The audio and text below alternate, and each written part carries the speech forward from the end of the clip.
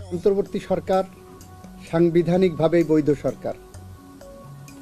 Article 106-এ opinion নিয়ে করা হয়েছে এবং আর্টিকেল 106-এর প্রেক্ষাপটে অর্ডারের মধ্যেই দিয়ে দেন চিফ জাস্টিসের নেতৃত্বে যে ফুল বেঞ্চ, তারা যে 106-এ ওপিনিয়ন দিলেন, এটা কিন্তু সাংবিধানিক ওপিনিয়ন। আপিল বিভাগের সাংবিধানিক ওপিনিয়নে বলেছেন, রাষ্ট্রপতি ওনাদের কাছে বলেছেন সংসদ ভেঙে দেওয়া হয়েছে, প্রধানমন্ত্রী চলে গেছেন, অন্য কাউকে ডেকে সরকার গঠন করা সম্ভব নয়।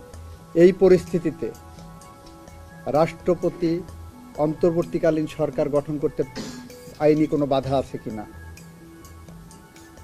সেখানে সুপ্রিম কোর্ট গোটা প্রেক্ষাপট বিবেচনায় নিয়ে সুপ্রিম কোর্ট বলছেন যে এটা বৈধ এবং সাংবিধানিক সরকার হবে।